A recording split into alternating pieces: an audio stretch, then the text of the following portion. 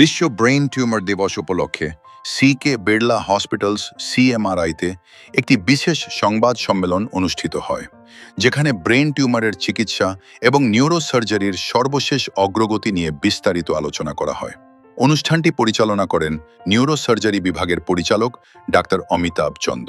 এই অনুষ্ঠানে হাসপাতালের বিশেষজ্ঞ চিকিৎসক, স্বাস্থ্যকর্মী এবং সফলভাবে চিকিৎসা গ্রহণকারী রোগীরা উপস্থিত ছিলেন। অনুষ্ঠান চলাকালীন ব্রেন টিউমার সার্জারি সম্পর্কিত সর্বশেষ চিকিৎসা সরঞ্জাম এবং চিকিৎসা পদ্ধতিগুলো তুলে ধরা হয়।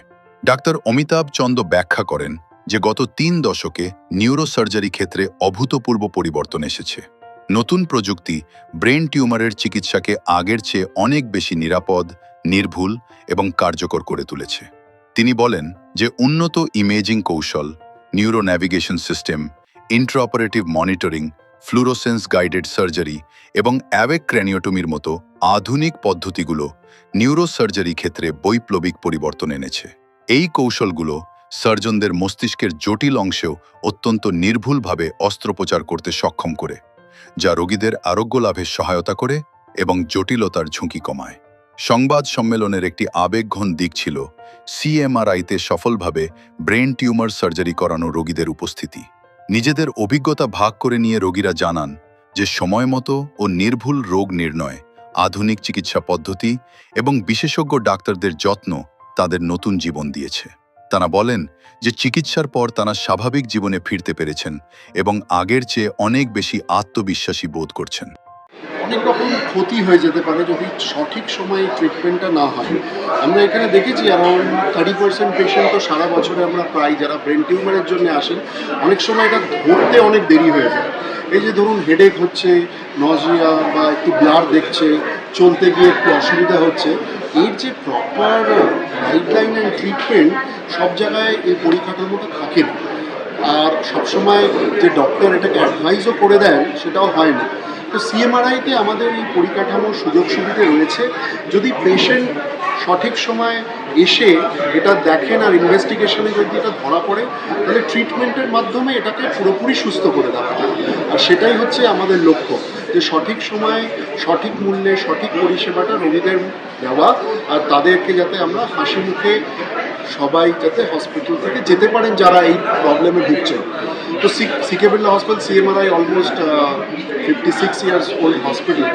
তো এখানে মিস্টার বিড়লা যেহেতু ট্রাস্ট হসপিটাল অলওয়েজ আমাদেরকে বলেছেন যে সবসময় দেখবে যাতে কোনো রোগীর পরিষেবা ক্ষেত্রে কোনো রকম প্রবলেম এই হসপিটালে না হয়।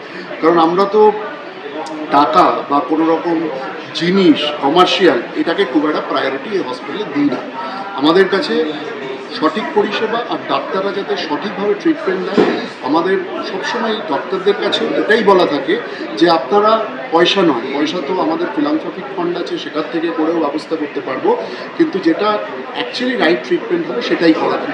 কোনো এক্সট্রা রোগীর জন্য যেন না হয়, রোগীর যেন এটা মনে না হয় যে কোথায় একটা এলাম আর সেখানে এইভাবে হ্যারাস হতে হলো। তো সেটা দেখি আমরা, আমাদের উদ্দেশ্য হচ্ছে সেটাই দেখা। আর ওয়ার্ল্ড ব্রেন টিউমার ডেতে আমাদের যেহেতু এতগুলো পেশেন্ট, আপনারা পেশেন্টের কাছ থেকেও শুনলেন তারা কীভাবে এখানে পরিষেবাটা পেয়ে তারা নিজেদের জায়গায় ফিরে গেছে। তো সেইভাবেই আমরা চেষ্টা করে থাকি। আর তো খালি কলকাতা নয়, ওয়েস্ট বেঙ্গলের বিভিন্ন ডিস্ট্রিক্ট থেকে, নর্থ ইস্টার্ন স্টেটস থেকে, নেবারিং স্টেটস থেকে, ইভেন বাইরে থেকে, আজকে দেখলেন নেদারল্যান্ডসের পেশেন্ট বললো। তো এখানে আমাদের কাছে আসেন পরিষেবা পেতে, আমরা পরিষেবা দিতে পারি। রোগীর মুখে ওই একটু হাসির জন্যে আমরা সবসময় চেষ্টা করি যাতে one of the family member, এটা তো হসপিটাল হোম হয় না, বাট ফ্যামিলির মতো একটা পরিবেশ করে তুলতে পারি আমাদের রোগীর জন্য। ঠিক, বিশ্ব ব্রেন টিউমার দিবস আমরা প্রত্যেক বছর 8ই জুন এটি পালন করি, মূলত সাধারণ মানুষের সচেতনতার জন্যে যে ব্রেন টিউমার হলে কী হবে। দুর্ভাগ্যজনকভাবে ব্রেন টিউমার প্রিভেন্ট করা, যেটা প্রতিরোধ করা, এখনও সেরকম কোনো পদ্ধতি নেই যে এইটা করলে ব্রেন টিউমার কম হবে। যেমন আমরা জানি স্মোকিং, তামাকজাত দ্রব্য অনেক টিউমার ক্যান্সার, মানে ওটা বর্জন করলে অনেক ক্যান্সার প্রিভেন্ট করা যায়, কিন্তু ব্রেন টিউমারের সেরকম এখনও পর্যন্ত কিছু পাওয়া যায়নি। মোবাইল ফোনের কথাটা অনেকে বলেন, মোবাইল ফোন হ্যাঁ কনসেপচুয়ালি ইলেকট্রোম্যাগনেটিক রেডিয়েশন ওটা ব্রেনে যাচ্ছে, তাতে পোটেনশিয়ালি হতে পারে, কিন্তু এখনও সেটা সেভাবে প্রমাণিত নয়।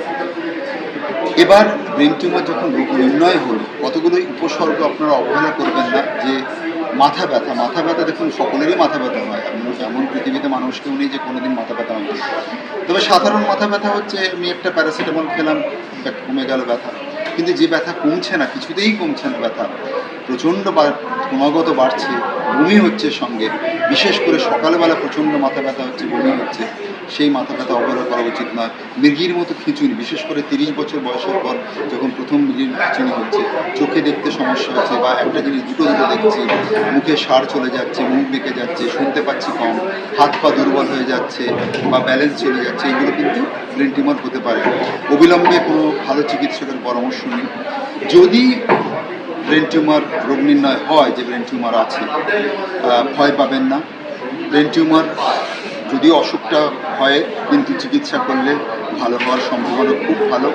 তবে একটা বার্তাই দিতে চাই যে কিছু পয়সা বাঁচানোর জন্যে ছোটোখাটো জায়গায় করাবেন না এই অপারেশন কোনো ভালো জায়গায় দক্ষ নিউরোসার্জনের কাছে, অভিজ্ঞ নিউরোসার্জনের কাছে অপারেশন করাবেন, যেখানে পরিকাঠামো খুব ভালো সেই জায়গায় করাবেন। কারণ কোন টিউমারে কী প্রবলেম হতে পারে অপারেশনের পরে আমরা জানি না। সেই আজকের যে সেই প্রযুক্তিগুলো ব্যবহার করার ফলে ব্রেন টিউমারের অপারেশনের রেজাল্ট ভীষণ ভালো হয়ে গেছে এখন। আর বিশেষ করে তারপরে টিউমারের পরে যদি অপারেশনের পর রেডিয়েশনের দরকার হয়, রেডিয়েশনের মানও অত্যন্ত ডেভেলপ করে গেছে।